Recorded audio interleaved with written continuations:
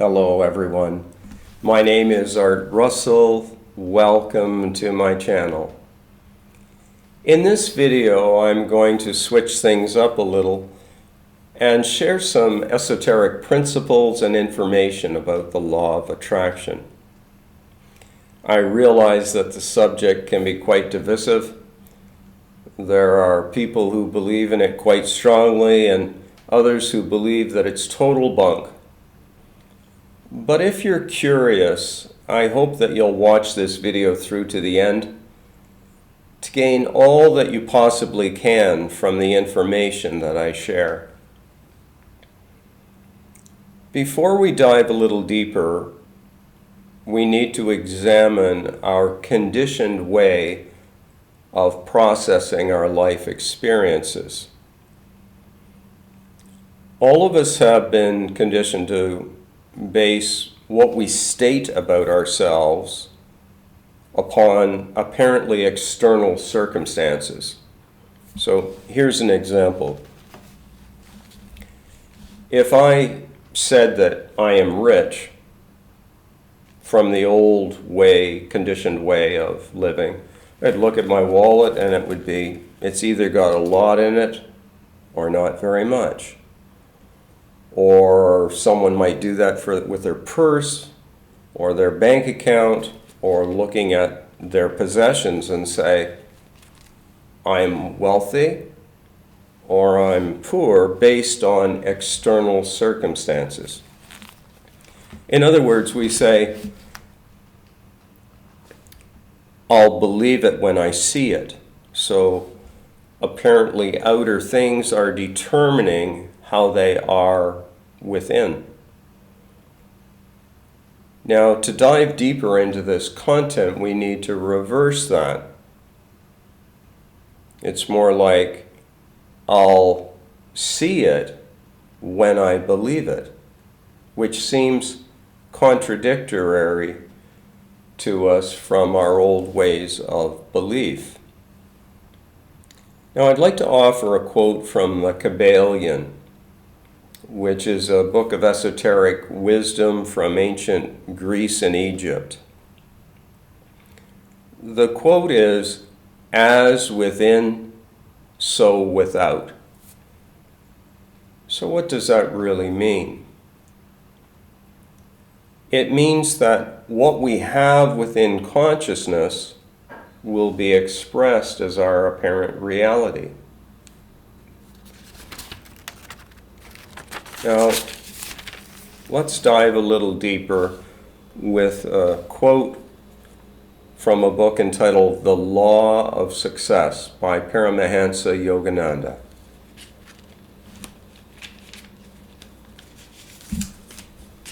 Here's the quote. I'm just going to read the first line from it. Mind is the creator of everything. Let's keep it short and simple. Mind is the creator of everything. Now you might be asking, how can that be so, Art? So I've mentioned this before, but let's briefly, just touch on it briefly today. The nighttime dreams. When your mind falls asleep, you merge with the dream. All of the persons, events, circumstances, all of the apparent objects are made of mind. And what I'm stating is that those who know this content more deeply realize that the same principle holds true for this. Paramahansa Yogananda definitely knew that. Mind, universal mind, is the creator of this. It's called the waking state. When we're still asleep to a deeper level of reality, we believe that no, we're the person. We're stuck at that level of body, mind, or person, and believe that this world is made of matter, and that's certainly being brought into question with quantum physics and and all the scientific research that's been going on for the last 100 years. But I won't get into that. But for this video, just accept that mind is the creator of everything. All objects, all persons, events are in awareness. We cannot have an experience even of watching this video or making this video if it was not in awareness or that we were aware of it. So I'm stating that mind is creating all of this in much the same way that mind was creating everything in nighttime dreams. Now I'd like to offer another quote, actually two quotes from this book, which I studied greatly over the last 20 or 25 years, The Master Key System by Charles F. Hannell. Now the first quote is very short again, but I'm hoping that it will help you realize the importance of the thoughts that you're holding in your mind. To think deliberately, not to just allow what someone says, oh, the economy's bad, or the news reporting that, oh, the economy's terrible, or more important issues about your health, that you can hold to strong personal beliefs about your health. And I'm not saying don't follow any of the advice of doctors or people in the healthcare field. That's not what I'm saying, but I'm saying as an adjunct to hold to strong beliefs about what you're visualizing for your health, as within, so without, to let them complement any treatment that you might be having. Certainly not advising any kind of health advice or treatment, but to hold positive thoughts. I don't think any one of us would doubt that we're better off holding positive thoughts versus negative thoughts, and also taking positive action along with that. Here's the first quote. The law is that thought will manifest itself in form. The law is that thought will manifest itself in form. Now the next quote comes from page 90. It is the few who know that the things which they see are only effects, and understand the causes by which these effects were brought into existence.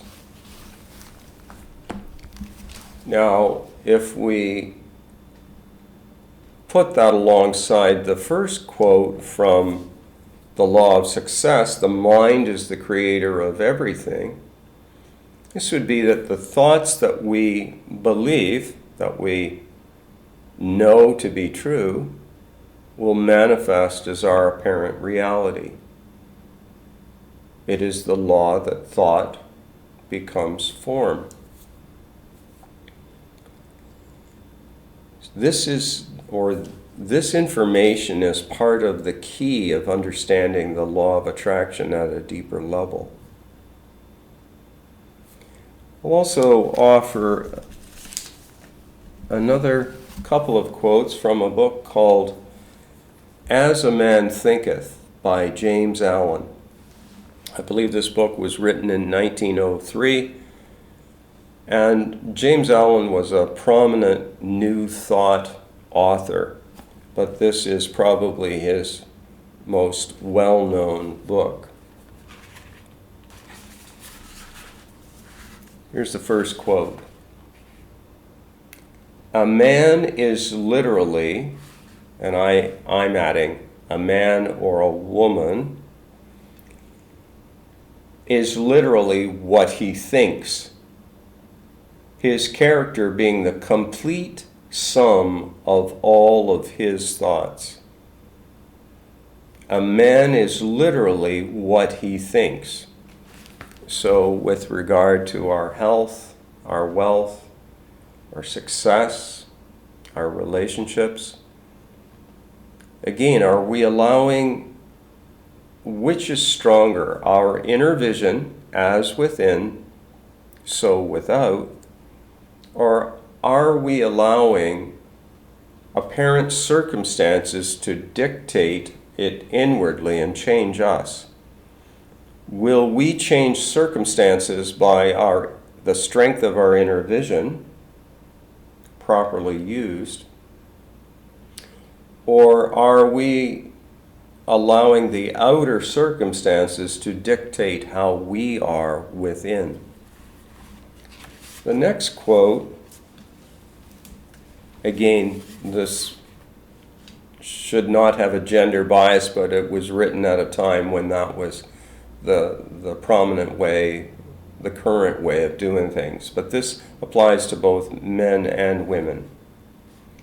Man is the master of thought, the molder of character, and the maker and shaper of condition, environment, and destiny.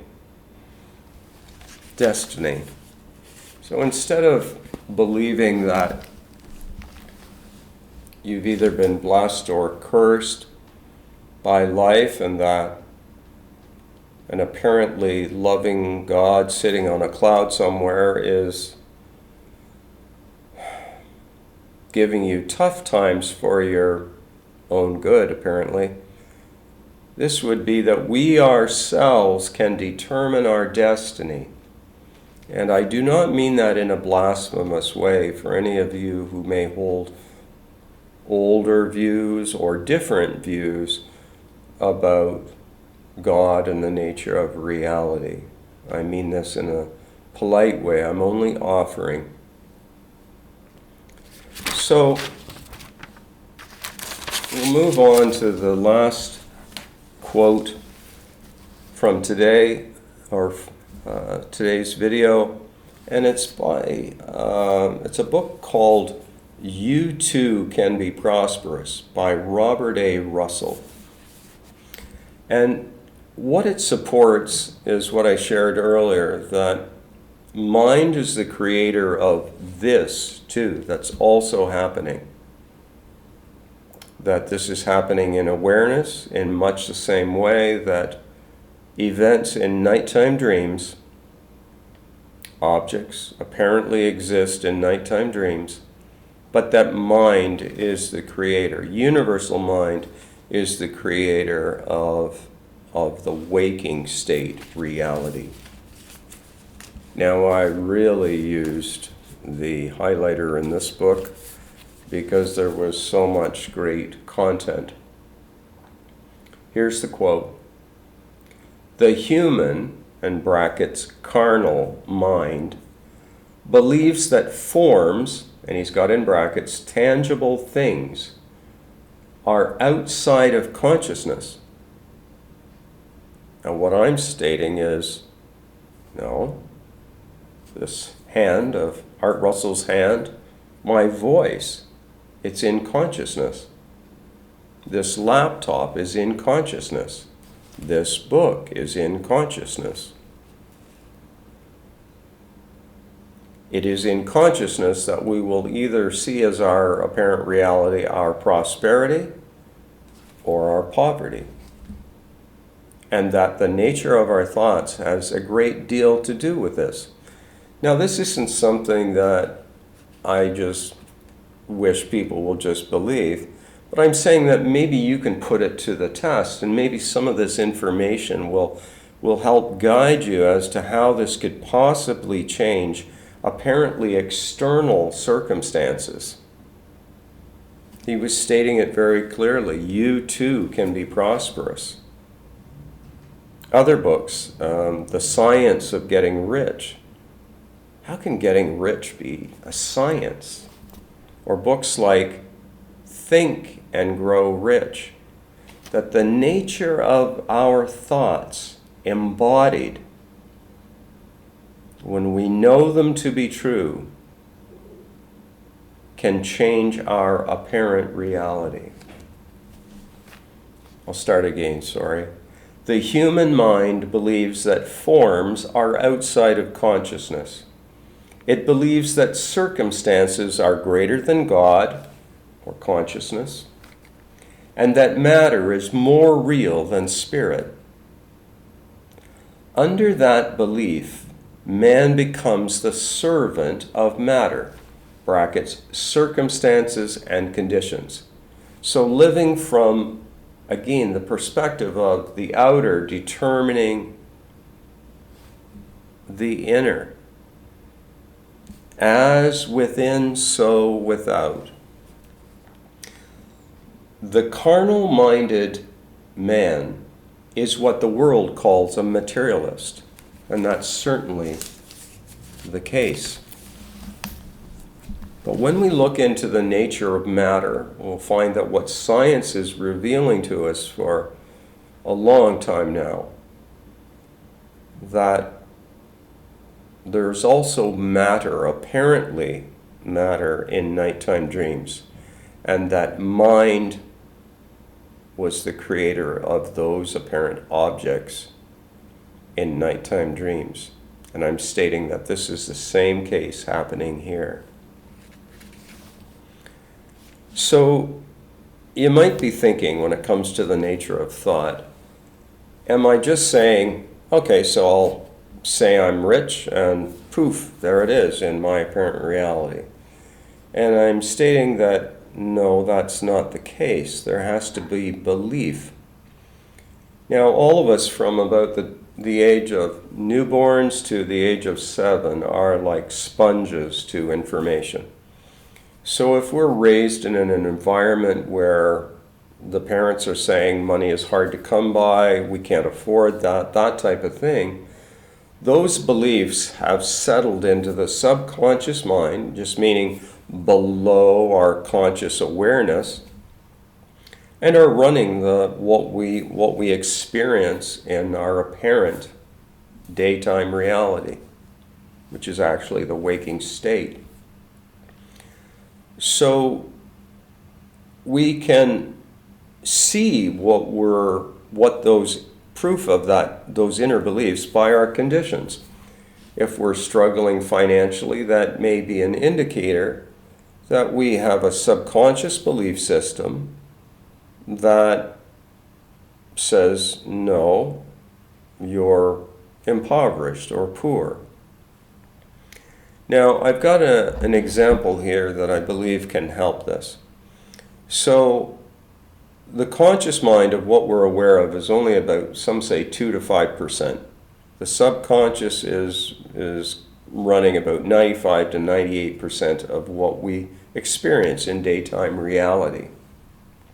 So let's let this stone represent an idea. Let's say that we're desiring more wealth in our daily experience, that maybe we've felt that we haven't had enough.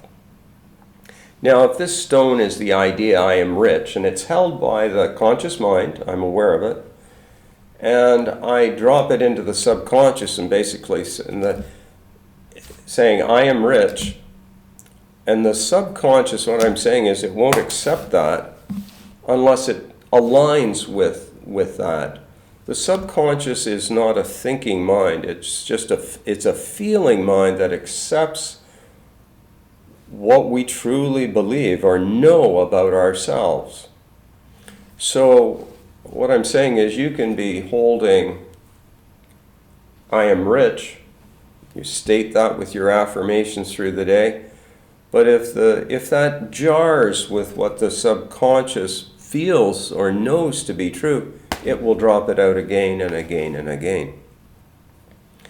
This is why some are using ask-formations. And you might frame an affirmation as an ask-formation as, why am I so rich?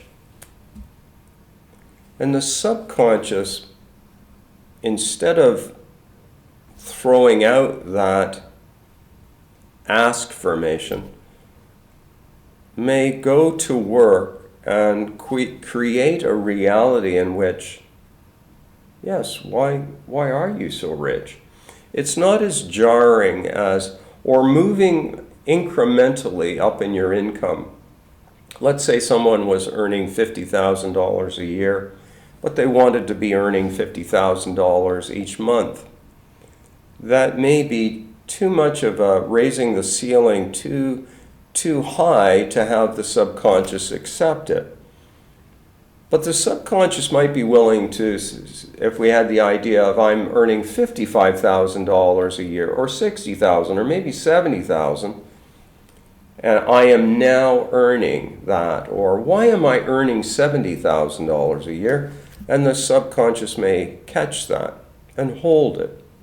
The idea being that whatever information is impressed into the subconscious mind and held, but it can't be forced upon it. It has to be just accepted. Repetitively is the best. Gently repeated until it's accepted that the subconscious will go to work and create that apparent reality.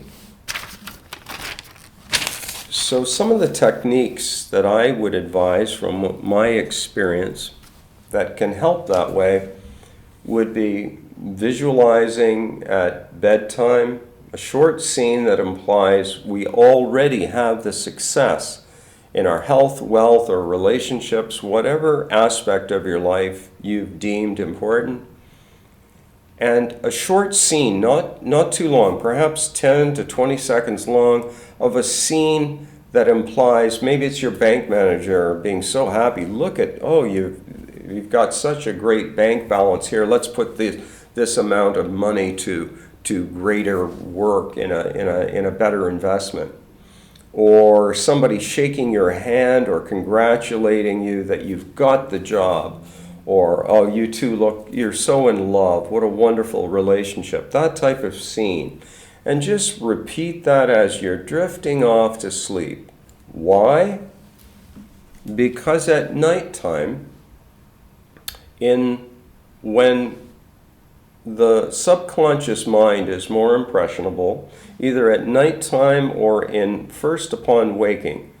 The nighttime is called the hypnagogic state, and the morning one is called the hypnopompic state, I believe. You could check that. But so let's say you're wanting to drop into the subconscious mind something about, I am now more financially free, or I am financially thriving. That type of thought, or why am I so rich? Why does life always work out in my favor? Will be accepted more readily by the subconscious mind during those periods of the day. So repetition, reading your affirmations, or reciting them silently as you're drifting off to sleep. Just implanting that. The idea behind this is to replace the older paradigms, the belief systems that we collected from 0 to 7 years of age that may be working against us. And we don't fight them. We don't say, I am not poor or I am not healthy. That's only drawing attention to that which we don't wish to experience. State them in the affirmative or use affirmations. And again, these are just suggestions. I'm not telling you what to do. I'm just offering what I've learned over the last 40 years of studying this content and wondering, can it be true? I'm seeing it work in my life, and I'd like to see you prosper and have a joyful life experience also. If you've found this video helpful or useful or interesting, I invite you to subscribe, share, and like. More information is available through my free blog articles at thinktwice.me, and also through my book entitled This Taste of Flesh and Bones, which is available from Amazon. Bye for now. I'm looking forward to seeing you all again soon.